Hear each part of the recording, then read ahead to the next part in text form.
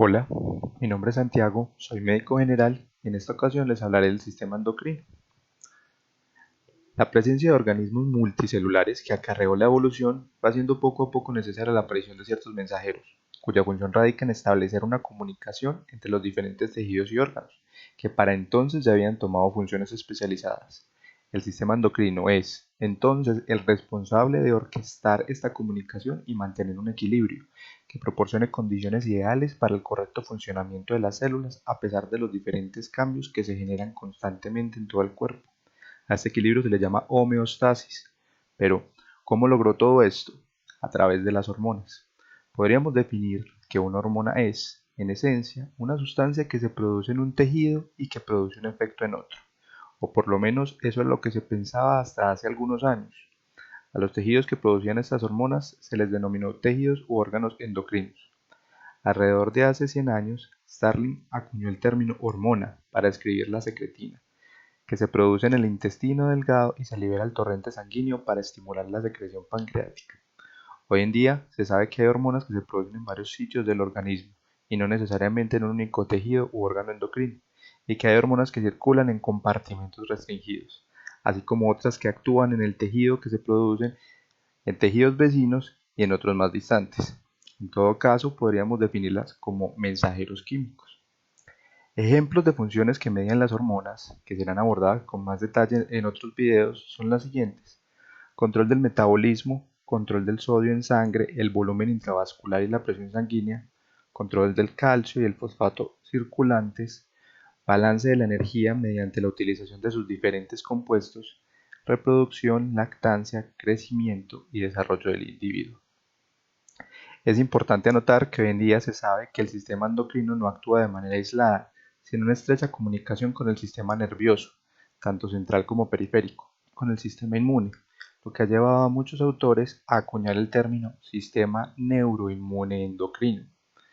Podríamos clasificar a las hormonas, según su composición, en tres grandes grupos: péptidos, esteroides y aminas.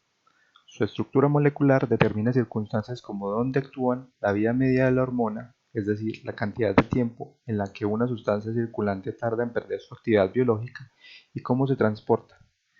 Hay ciertas moléculas distribuidas en múltiples sitios a donde se unen las hormonas para posteriormente producir su efecto específico. A estas moléculas se les llama receptores. En términos generales, los péptidos y las aminas se unen a receptores de la membrana celular, mientras que los esteroides cruzan el plasma para unir a los receptores intracelulares. Hay excepciones, como las hormonas tiroideas, que siendo aminas se unen a receptores nucleares intracelulares, y el estradiol, que teniendo composición esteroidea se puede unir a la membrana para producir ciertas respuestas. Péptidos. Los péptidos o polipéptidos constituyen la mayoría de las hormonas. Son moléculas formadas por cadenas de aminoácidos. Cuando un polipéptido está formado por más de 100 aminoácidos, se le denomina proteína. La insulina y el glucagón son ejemplos de estas hormonas. Ahora bien, algunas hormonas, como la hormona luteinizante, LH por sus siglas en inglés, y la hormona folículo estimulante, FSH, tienen mitades compuestas por carbohidratos. A estas moléculas se les denomina glicoproteínas, y esto resulta en diferencias en sus acciones y su degradación. Los péptidos sufren un proceso de transformación desde su síntesis hasta su liberación. Cabe resaltar que este tipo de hormonas se almacenan en la célula como vesículas, que son como bolsitas que liberan su contenido en la circulación solo cuando es necesario. En todo este proceso intervienen cuatro elementos de la célula: el ribosoma, que es desde donde se produce la hormona en su primera etapa, llamada preprohormona; el retículo endoplásmico, que es donde se transforma en prohormona; el aparato de Golgi, que es quien empaca, por decirlo de alguna forma, la prohormona en la vesícula; y por último, la membrana celular. Dentro de las vesículas existen algunas enzimas que convierten la prohormona, que es inactiva, en la hormona activa. Algunas vesículas se quedan en el citoplasma y otras se adhieren a la membrana celular.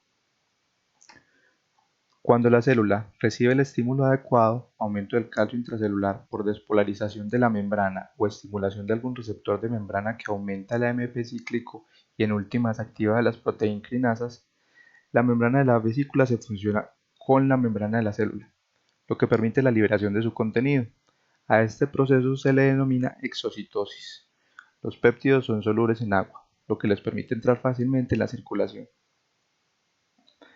Esteroides. Estas hormonas derivan del colesterol, que es un tipo de lípido, y si bien están almacenadas en escasa cantidad en las células que las producen, el cuerpo puede movilizar rápidamente grandes cantidades de colesterol para su producción cuando sea necesario. Este colesterol generalmente es tomado del plasma, pero puede encontrarse dentro de la misma célula. Ejemplos de estas hormonas son las hormonas sexuales, como la testosterona y los estrógenos. Como es de esperarse, estas hormonas son liposolubles, solubles en lípidos y, como las membranas celulares tienen una composición bilipídica, este tipo de hormonas no necesitan de ayuda para salir de la célula. Una vez entran en la circulación, se unen a proteínas para transportarse, debido a que la sangre es un medio principalmente acuoso. Aminas. Las aminas, por su parte, son derivados del aminoácido tirosina.